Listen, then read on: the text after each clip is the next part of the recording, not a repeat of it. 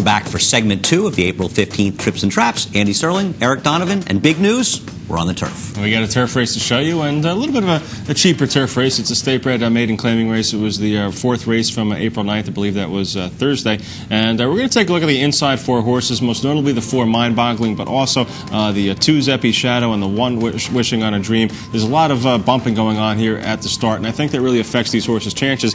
And the horse that ends up winning this race is the 3, Bright Gin, who's also involved in this bumping, but his jockey, Jeffrey Sanchez, sends him on to the front while the other 3 are still kind of bumping in behind horses. Yeah, Zeppy Shadow gets a little bit in tight sort of towards the rail, but I thought Zeppy Shadow got the best trip of all, and that Jean-Luc Samina was very patient with him, and he ends up finishing, I think, second in the race.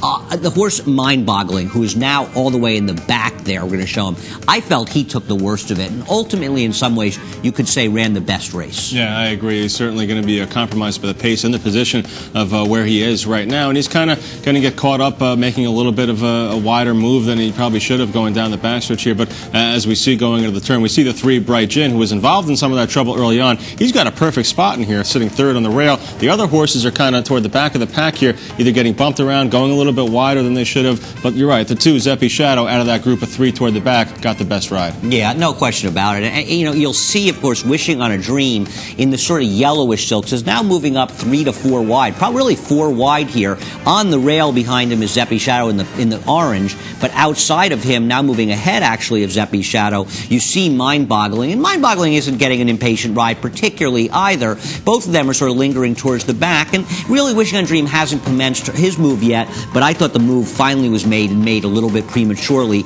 on Wishing on a Dream, who I thought ran okay also. Yeah, absolutely. Now, I think one of the keys to this race is just going to be deciding how good a race this actually is, because it is a state-bred maiden claimer. A lot of these horses have been running not too great on the inner track. They're looking for a change of scenery. They get on the turf. You see the 1 Wishing on a Dream making that move on the outside there. Mind-Boggling is kind of following him, and Mind-Boggling is going to have some trouble in the stretch. Looks like he wants to duck in a little bit here, but you got to make the distinction with these horses for the next start. Are these horses that had bad trips in here and can move forward, or is this just a group that's a little bit lackluster, that when we move across town to Belmont, these horses are going to be facing stiffer competition and might be in a much tougher spot, and this trouble might go for naught? I agree. It's that old line, and you can see Mind-Boggling is very green. We could show the head on, but basically he's lugging in the entire stretch, and the jockeys having trouble riding him in there, and had a little bit tight towards the end. And I agree with you, though. There's that line, there are no trips in slow races, and that may actually be the case in this race. Now, if this group were a similar type weaker group assembled again, I would take my chances with Mind-Boggling in this race, because he lost that position early in the race. He made a premature move. He was green, but I have a feeling the next time these horses run, as you pointed out, it's going to be a tougher spot. Yeah, absolutely. I mean, there could be a bunch of different horses that they haven't seen coming up from either Florida, or horses that they haven't, horses that have been rested and haven't run maybe since the turf last fall. So should be interesting to see. I guess you're going to have to kind of try to line these horses up on a little bit of a class gauge before you step in and say, wow, this horse had a bad trip last time. I'm betting him back today. Well, it's a funny thing in handicapping in general. As speed figures have become more prolific, and everybody looks at speed figures or has relatively easy access to speed figures, there isn't really a great edge in playing speed figures. So I find that a lot of us that thought of ourselves as figure players, you end up becoming more of a class player as time goes by, especially in turf races, because you do a lot of mixing and matching and seeing what kinds of fields they ran against. And in this race, certainly not that strong a field. But you know what? They also might get together as we get towards the end of the Aqueduct meeting later next week. We'll see what happens. All right, one more race to do, and that was a race from Saturday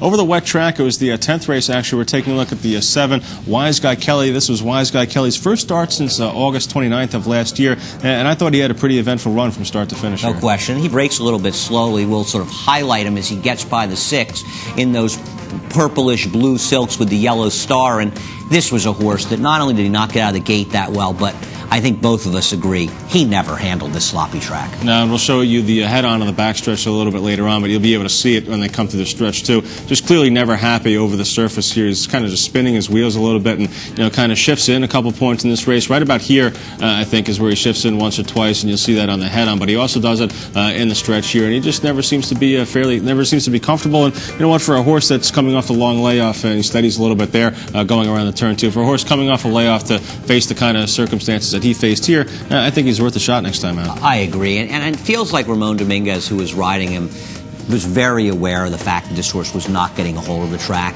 and he really, look, he tries with the horse, he asks the horse in the stretch a little bit and tries to get him going, but it seems you can see him holding on here. It's sort of between horses. We'll try to highlight him here, but you can see that Ramon is not in some sort of full-out drive with this horse because he knows it's just there's no reason to, because the horse is not taking all the track. There's very little he can do. He's just kind of trying to keep him straight here, and the horse has been moving out, and now he goes to the whip, and the horse actually does a little bit of running. He's inside of horses, but even here he's lugging in towards the inside. Yeah, it's amazing. He only gets beat less than 6 lengths in this race. I think probably about 5 1/4 maybe when you add up all the margins at the end. And a decent effort from this horse, and I would expect him finished up okay there. We're going to see the head on now. I'd expect him to move forward a second time out, and you're going to see him have this trouble at the start here, get banged around. This certainly cost him position early on. Yeah, and I have a feeling, this was a $25,000 maiden claimer. He was off the layoff. He lugs in there, he bumps, and the 6 stumbles a little after that, and he just watching it, it's hard to really tell for sure, but he just seems to be spinning his wheels, and in watching the head-on,